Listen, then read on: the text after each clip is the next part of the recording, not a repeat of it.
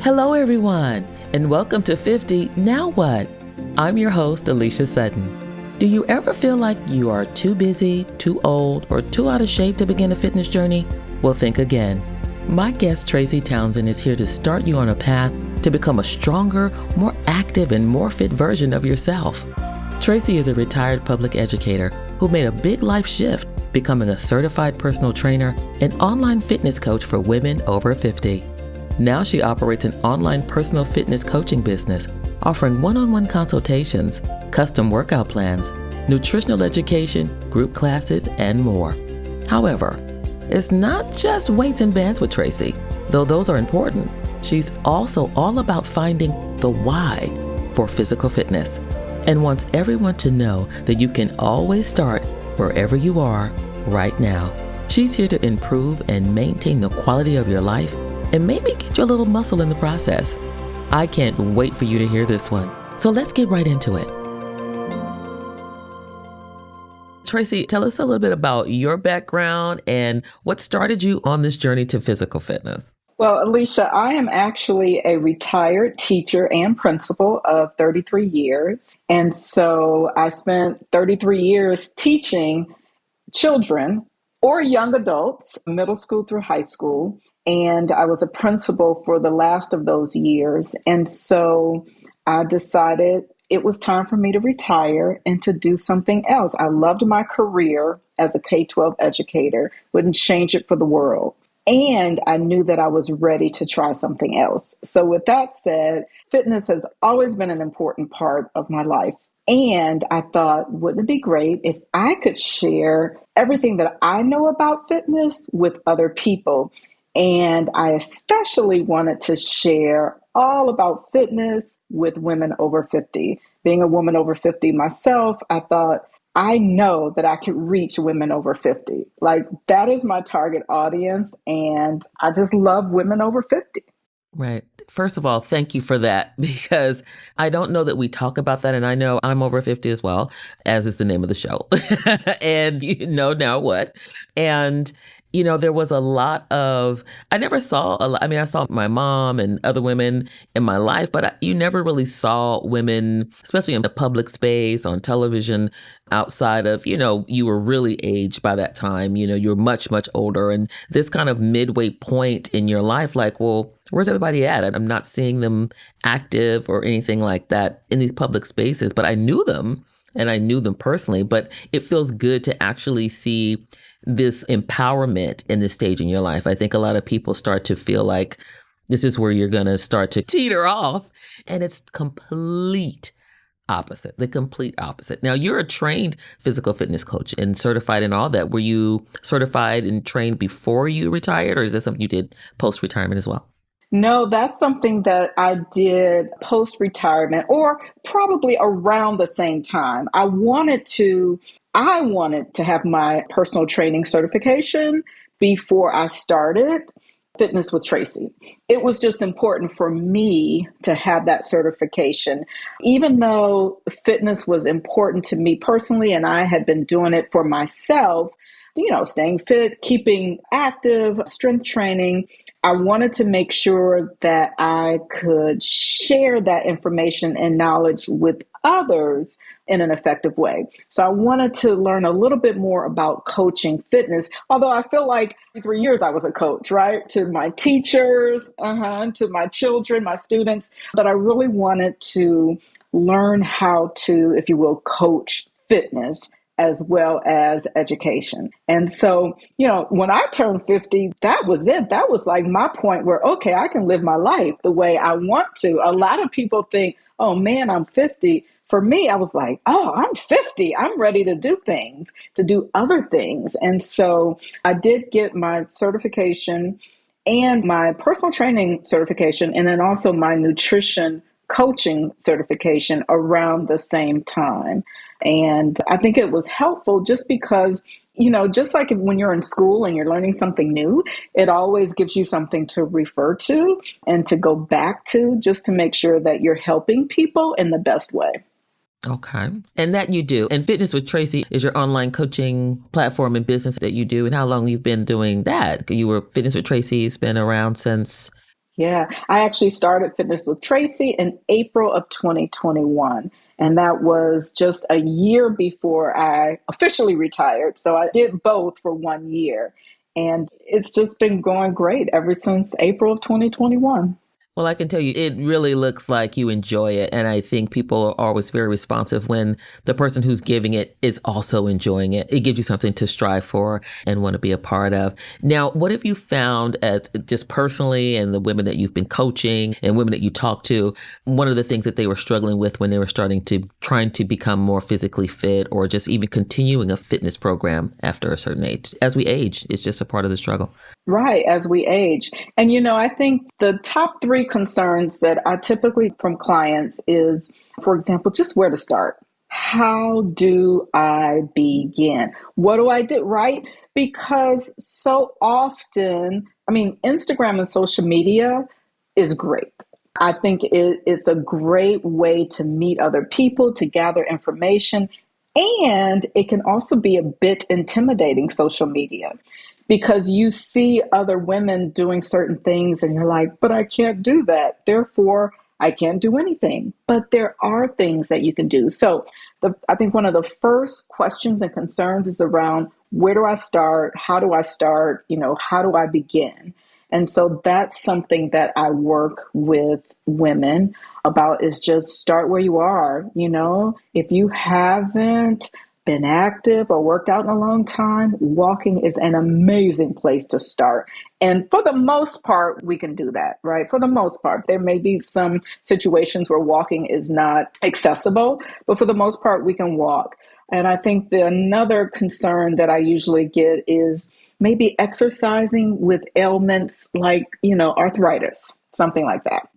And so we talk about, okay, what moves cause you discomfort? Let's not do those, but let's do the moves that your body is comfortable doing. And probably the third thing, Alicia, is the weight gain, especially weight gain around the middle. Yes. The middle. The middle, yes. The middle. Okay.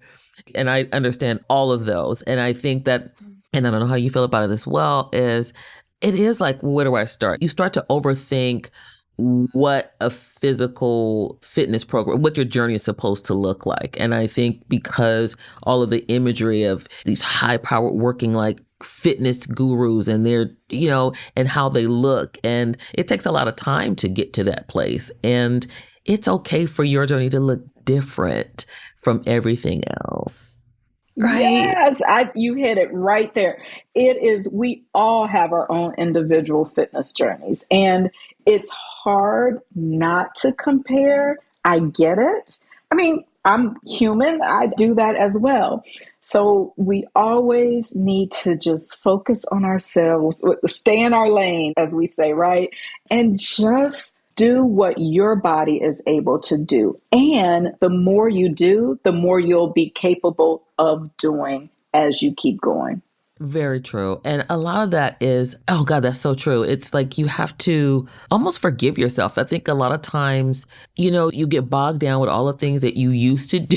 And I think about, God, yeah, you may have done some crazy things when you were younger in your 20s, or you had but develop bad habits over a period of time. And sometimes you just got to almost give yourself grace to just, and you were saying it as well, just accepting your body how it is right now, because that middle it's gonna look different from the middle you had 20 years ago. It does. And we were talking a little bit about like celebrating being 50 or being Yes. 50 and over.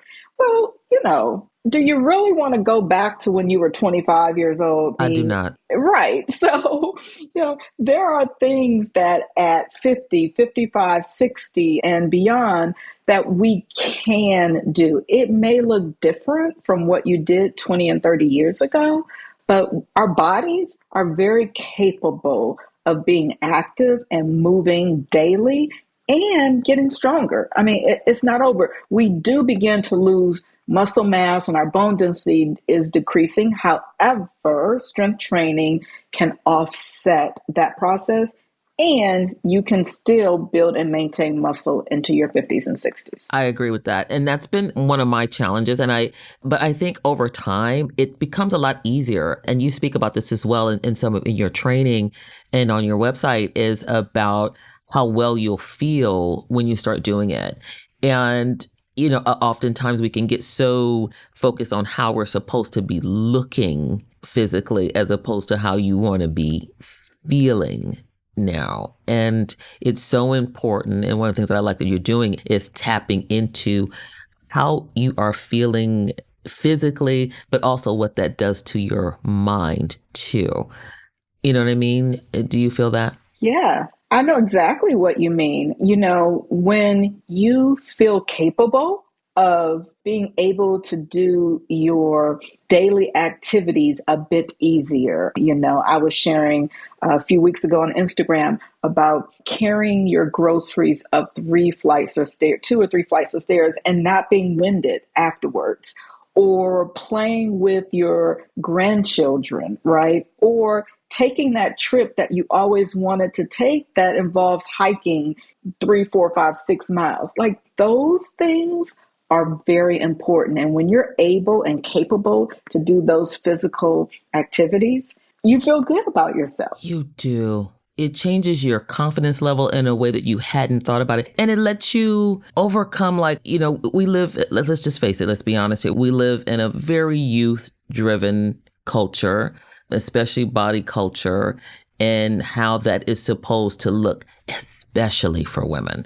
And it's not realistic, and it can develop such a, your own negative self-talk. How we speak to ourselves can be harsh, and especially when the imagery that you're getting is somehow making you feel like it's supposed to look like something else, which brings me back to when I see women like myself. And I think for younger women as well, when they see you and they see us out here maintaining a physical anything, and how that looks like changes that perception and how you'll treat yourself moving forward. It's just my whole, I don't want to get on the bandwagon with it, but it means so much. And it does, in living that example. Yeah. Well, and you talk about women younger than 50.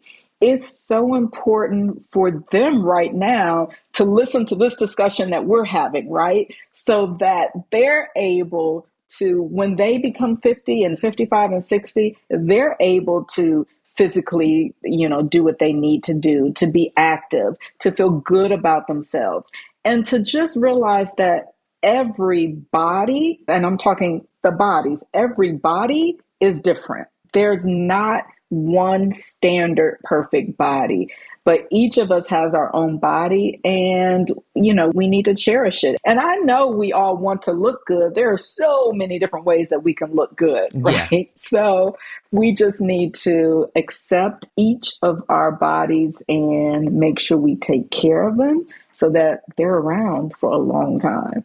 That's key. That's key. This is the one you get. You got this one.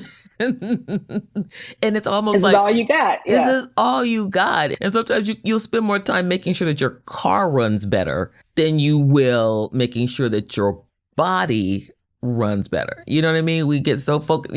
I'm right. You're right. No, you are telling the truth. Because we take care of everything outside of ourselves, even other people. Yes. And I think that's another concern, that when women come to me, they're like, I just don't have time because I'm taking care of family. And guess what? When you are 50, 60 years old, family is now not just, maybe your spouse and your children, but now you've got your parents that you may be caring for. And so you've got aging parents that you're caring for. You've got your immediate family. You've got the job that you're trying to take care of. You have other obligations, even if they're like social obligations that you have to handle. And we put ourselves in the back seat and we don't take care of ourselves because we're taking care of everything else, including the car. Including the car, pets, everybody.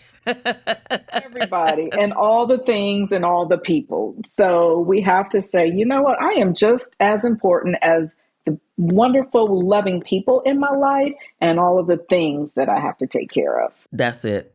That is it. I mean, and there's no other way to say it but to say that. It's like, yeah, you can't, I had to accept that sometimes you can't do, you can do a lot and you can probably do it all, but you don't have to to forget yourself in the meantime. You don't have to forget you don't have to forget yourself to do that. And then sometimes you got to let some stuff go. Because it's going to be all right if you let it go. The world will not come to an end. And that's so hard for us to understand, to realize, and to grasp. I mean, we do so much and people depend on us a lot. But at some point, I think each of us will realize that, again, taking care of our individual selves is so important because really, that's how you continue to take care of others and other things. I mean, I know we're not, living to take care of others and other things, but my point is, if you want to continue doing what you're doing, it's important to take care of yourself. And it can be challenging because again, Alicia, I mean, you and I are both busy women. It's like, how do I find the time to do that? So that's the next key. Just knowing that you don't have to start with an hour workout, right? If you're just starting out, start with 10 or 15 minutes because that's 10 or 15 minutes more than you have been doing. So start where you are. And then as it becomes more routine, then you can increase the time that, that you give to working out and movement and being active. Right. And you'll like it more too when you start in those small increments and you take that little, just like you said, just walking, if that's something that is accessible to you, and it usually is to most people, that walk around the block that you probably just need, you don't even realize how it's helping you physically, may just be helping you get your mind together before you get home, get your mind right, before you step into the house. Your time you need to take that walk around the block and take a breath, and then before you know it, you'll want to take more walks around the block. Right. And but what you speak the truth, because that's another benefit of working out and being active is you feel better, socially, emotionally, your mind is right. It's just you're right, less stress. So even if we think about it that way, like I want to feel better, let me go walk around the block. This morning, Alicia, I was working with a document and I could not get the document right. I mean, it was a PDF and I was trying to do something. So I'm emailing back and forth to someone for help. And then finally I said, okay, I'm going for a walk because I'm frustrated and I can't do this right now. And so I went for my walk, came back and got the document to work, So yeah, it's just little things. Fitness is for everybody and it helps us in different ways. I love that. I love that. I love that. And I love that you come from an educator background. Something's been happening to me a lot lately. It's like a lot of people I end up reaching out to. I had someone else who I spoke with just recently as well. And she had an educator background as well. And all these teachers I'm coming in contact with. And I love seeing them on this side of a classroom because it just means something, just how you present it and this understanding of how people take in information and how they can grow from it.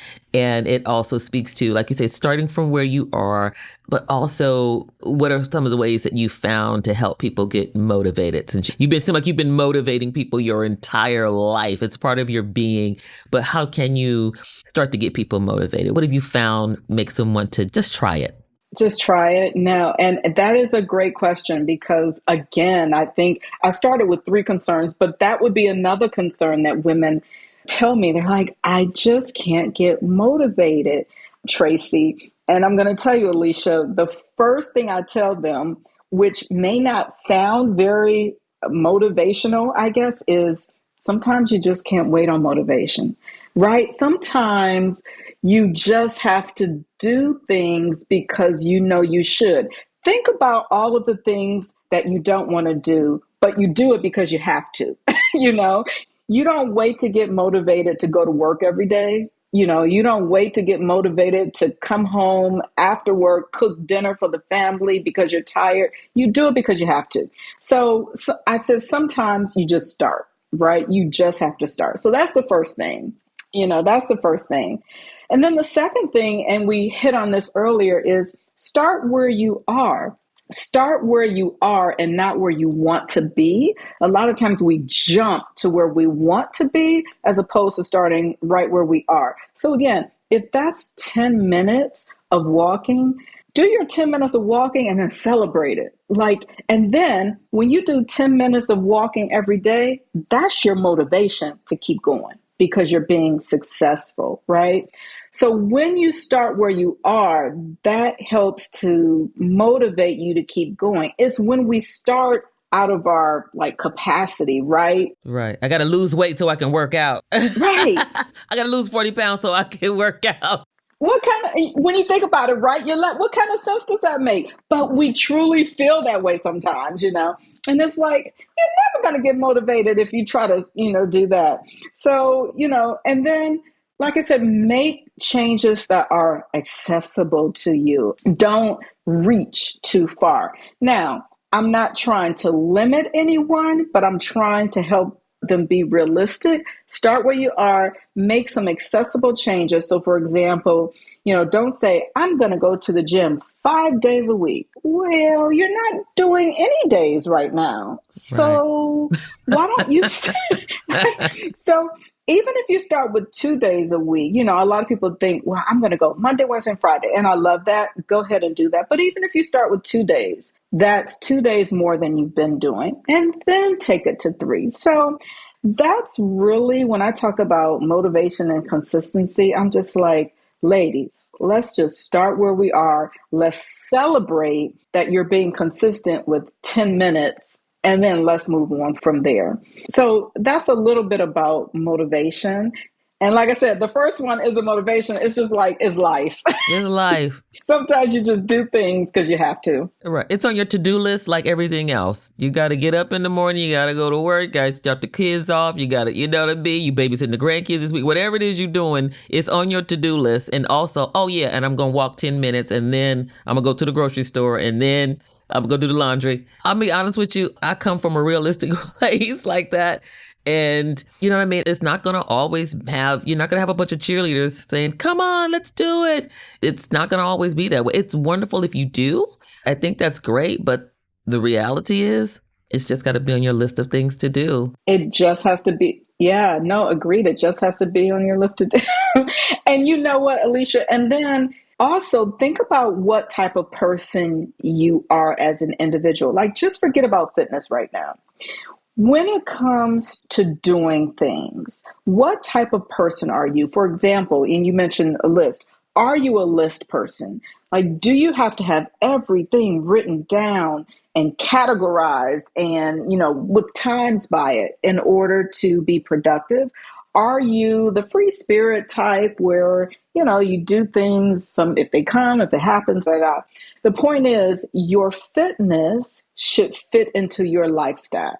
I mean, I'm a very structured person, so I do lists. I use lists like you said, right? Put it down and it's on your to-do list. But some people are more global in general. And so today is Monday, and they may say, oh, this week I'm going to work out 3 days a week. And they can make it happen because that's their world. They take things as they come. So allow your fitness plan to fit into the structure of your life the way you are. I love that. Absolutely. Another realistic point, because everyone, like we said earlier, everyone is different. What fitness looks like to you is different. How you living your life is different. But to continue, and like you said, outside of physical fitness, this is how it comes to me, is all the things that I want to do in life, it's going to require that I be able to move about and get them done. You know what I mean? I love to travel. I want to be, in and around the world and see the world. I need to be in a space, in a healthy space where I can continue to do that. And so those are the things that kind of trigger how I'm going to move about the world and how I'm going to develop my fitness journey. Totally different from somebody else. Totally different maybe from what motivated you or started you and brought you to this point. So I say bring it. We're bringing it all in. I love it. And this is such a good conversation. It's so needed. Thank you so much. But I also want to ask this. If I don't know how you want to go about this, but like we said, of all the things, I think sometimes people get overwhelmed, and you mentioned this as well, is it's easy to get overwhelmed about what you think fitness is supposed to be and how it's supposed to, so many things get clouded into that. If you could come up with, say, 5 things that you would say, if you don't do anything else, ladies, look, I don't know if you ever talk to me again. I don't know, I think you should go to Fitness with Traci. All these other things, all things forsaken. If you do nothing else, what would be, say, 3 or maybe even 4 or 5 things that you would do if you do nothing else? Yeah, I love this question. I would say the first thing, like if you're ready to start your fitness journey, or even if you're not, but you're considering, right? The very first thing you should do is walk. In some way, move your body on a regular basis. We are very sedentary. We are very sedentary. And it's because we go to work every day and we sit at our jobs every day. So walk. And walking can occur in 2 ways. Number one, you can set aside 30 or 40 minutes to walk every day. And you can also set aside time or be intentional while you're at work at your desk. Every hour you get up, you walk to a colleague instead of sending the email. You walk to the restroom, maybe on the 2nd floor instead of on the floor you're on if you're on the 4th floor, right? So you're intentionally getting those steps throughout the day and moving your body so that you can decrease, the chance of just being sedentary. So that's the first thing I would say. Move your body and walk. Be intentional.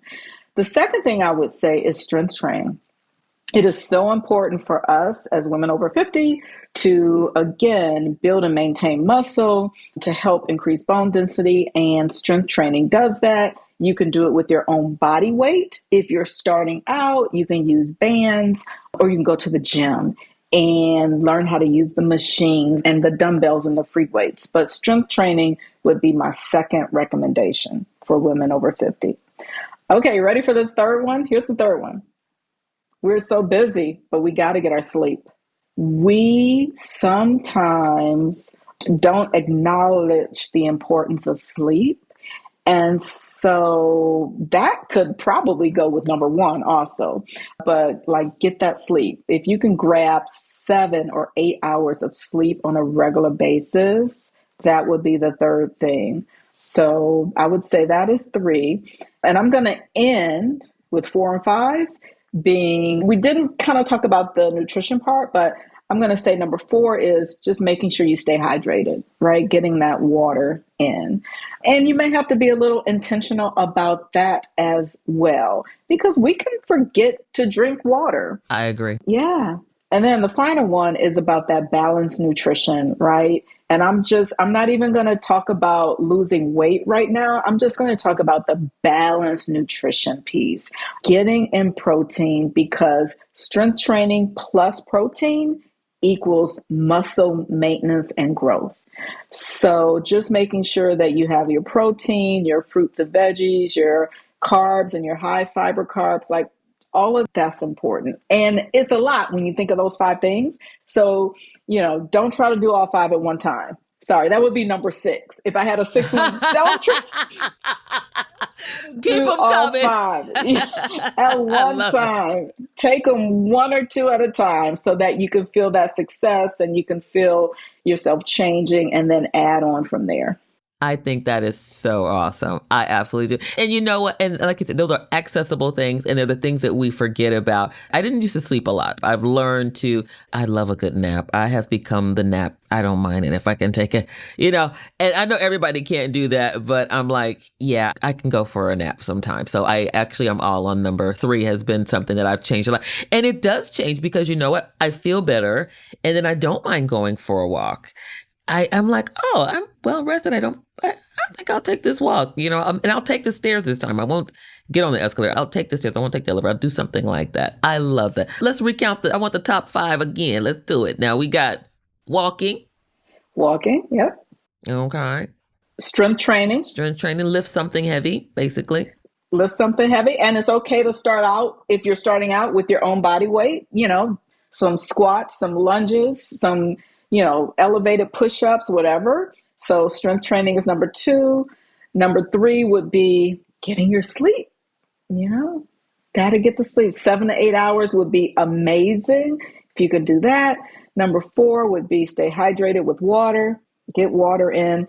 And then number 5 is just that balanced nutrition. And we're not talking about eliminating the foods that you love. That's not what we're talking about.